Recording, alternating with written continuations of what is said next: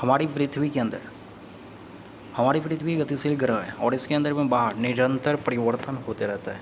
क्या आपने कभी सोचा है कि पृथ्वी आंतरिक भाग में क्या है और पृथ्वी किन पदार्थों से बनी हुई है? तो पृथ्वी का आंतरिक भाग एक प्याज की तरह, पृथ्वी भी एक ऊपर की तरफ जो है संकेंद्रीय परतों से बना हुआ है, यानी कि एक परत है।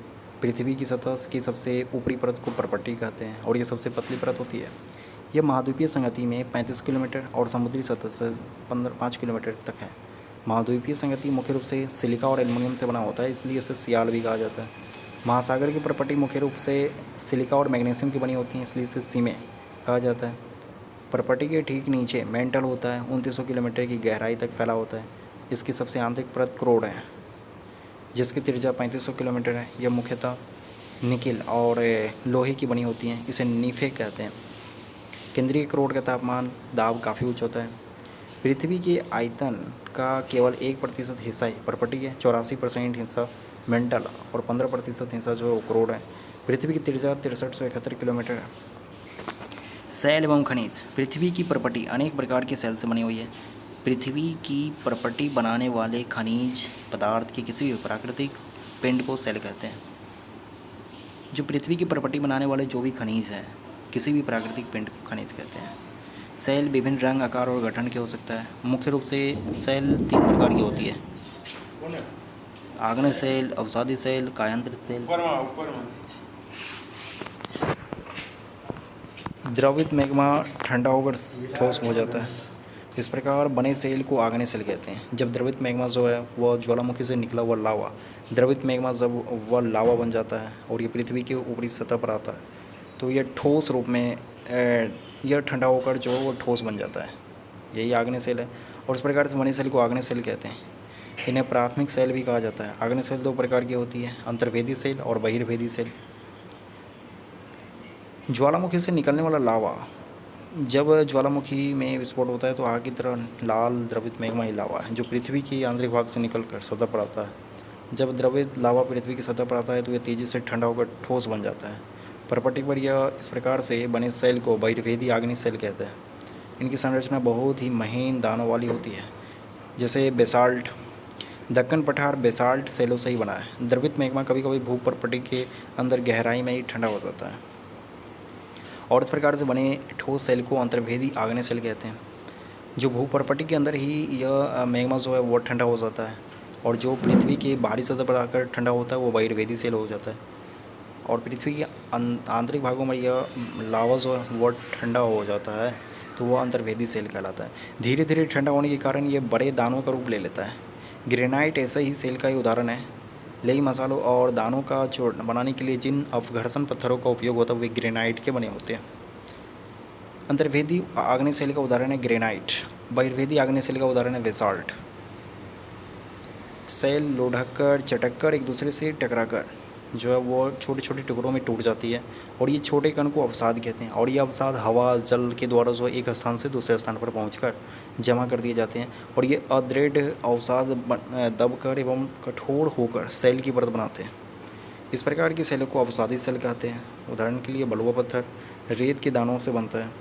इन सेलों में पौधे, जानवर और अन्य सूक्ष्म जीवाणु जो कभी इन सेलों पर रहें वो जीवाश्म हो सकते हैं। आग्नेय और अवसादी सेल उच्च ताप एवं दाब के कारण कायांतरित सेलों में परिवर्तित हो सकते हैं। उदाहरण के लिए जैसे चिकनी मिट्टी स्लेट में और चूना पत्थर जो वो संगमरमर में कन्वर्ट हो जाता है।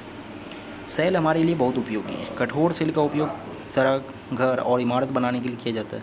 आप पत्थरों का उपयोग कई खेलों में करते हैं। उदाहरण के लिए जैसे 7 पत्थर हो गया, चिबड्डी हो गया, 5, ये सब है। आपको जानकर आश्चर्य होगा कि किन्हीं निश्चित दशाओं में एक प्रकार की सेल चक्रीय तरीके से एक दूसरे पर परिवर्तित हो जाती है। एक सेल से दूसरे सेल में परिवर्तन होने की जो प्रक्रिया वह सेल चक्र कहलाता है। एक सेल से दूसरे सेल में जो रूपांतरण हो रहा है, जैसे आप जानते हैं कि द्रवित मैग्मा ठंडा होकर ठोस आग्नेय सेल बना जाता है और ये आग्नेय सेल छोटे छोटे टुकड़ों में टूटकर एक स्थान से दूसरे स्थान पर स्थानांतरित होकर अवसादी सेल का निर्माण करता है। ताप और दाब के कारण ये आग्नेय सेल और अवसादी सेल जो है ना वह कायांतरित सेल में बदल जाता है। अत्यधिक ताप और दाब के कारण कायांतरित सेल पुनः पिघलकर द्रवित मैग्मा बन जाती है और ये द्रवित मैग्मा जो है पुनः ठंडा होकर ठोस सेल बन जाता है, आग्नेय सेल बन जाता है, ये परिवर्तित हो जाता है। यही सेल चक्र है। सेल चक्र में जो पृथ्वी के आंतरिक भाग से निकला हुआ जो मैग्मा है वह लावा, ये द्रवित मैग्मा जो सतह पर आता है तो वह ठोस मैग्मा जो है वो ठोस बन जाता है, वो आग्नेय सेल बन जाता है। आग्नेय सेल में अपरदन और अपक्षय के कारण यह अवसाद के रूप में जम जाता है, और यह अवसादी सेल में ताप और दाब के कारण जो ये कायांतरित सेल में बदल जाता है। इस प्रकार फिर जो कायांतरित सेल है वह अत्यधिक ताप और दाब के कारण फिर मैग्मा में बदल जाती है। इस प्रकार जो सेल चक्र हमेशा चलते रहता है। सेल विभिन्न खनिजों से बनी होती है। खनिज प्राकृतिक रूप से पाए जाने वाले पदार्थ है जिसका निश्चित भौतिक गुणधर्म और निश्चित रासायनिक मिश्रण होता है। खनिज मानव जाति के लिए बहुत उपयोगी है, महत्वपूर्ण है। कुछ का उपयोग ईंधन की तरह होता है, जैसे कोयला, प्राकृतिक गैस हो गया और पेट्रोलियम। इनका उपयोग उद्योग, औषधि और उर्वरक में भी होता है, जैसे कि लोहा, एल्युमिनियम, सोना, यूरेनियम, ये सभी है। पृथ्वी की 3 परत कौन कौन सी है? तो पृथ्वी की जो 3 परत है वह जैसे भूपर्पटी हो गया, फिर मेंटल है, फिर कोर हो जाता है। सेल क्या होती है? तो पृथ्वी के जो ऊपरी भाग है, पृथ्वी का जो ऊपरी भाग जो होती है वो सेल होता है। 3 प्रकार के सेल के नाम बताइए। आग्नेय सेल, रूपांतरित सेल और कायांतरित सेल। बहिर्वेदी और आग्नेय सेल का निर्माण कैसे होता है? तो बहिर्वेदी सेल, आग्नेय सेल का जब जो लावा है वो पृथ्वी के अंदर जमकर ठोस बन जाता है तो वही बहिर्वेदी सेल हो गया, और जब पृथ्वी पर यह लावा पृथ्वी के ऊपरी भाग पर जमकर ठोस बन जाता है तो अंतर्वेदी सेल हो जाता है। सेल चक्र से आप क्या समझते हैं? तो सेल चक्र जब एक सेल से दूसरे सेल में रूपांतरण हो रहा है ताप और दाब के कारण, जैसे आग्नेय और अवसादी सेल, ताप और दाब के कारण यह एक सेल से दूसरे सेल में रूपांतरित हो रहा है, कायांतरित सेल में परिवर्तित हो रहा है, और फिर यह कायांतरित सेल अत्यधिक ताप और दाब के कारण यह मैग्मा में, और मैग्मा जो है फिर ठंडा होकर यह आग्नेय सेल में बदल जाता है। जैसे कायांतरित सेल क्या होती है? तो कायांतरित सेल मेटामॉर्फिक सेल, और यह सेल जो जैसे आग्नेय और अवसादी सेल जो है वह ठंडा होकर अत्यधिक ताप और दाब के कारण जो है यह कायांतरित सेल में बदल जाता है। जैसे द्रवित मैग्मा के बने सेल है, द्रवित मैग्मा से बना सेल कौन सी है? तो यह आग्नेय सेल होती है। पृथ्वी की सबसे भीतरी परत है, सबसे भीतरी परत को क्रोड कहा जाता है। सोना, पेट्रोलियम और कोयला किसके उदाहरण है? सोना, पेट्रोलियम और कोयला जो है वह जीवाश्म का उदाहरण है। सेल जिसमें जीवाश्म होता है, सेल किसमें जीवाश्म होता है? तो कायांतरित सेल में जीवाश्म होता है। पृथ्वी का सबसे पतली परत है, पृथ्वी का सबसे पतली परत पर्पटी है, जिसका महाद्वीपीय संगति से 35 किलोमीटर और समुद्री सतह से देखा जाए तो 5 किलोमीटर होता है।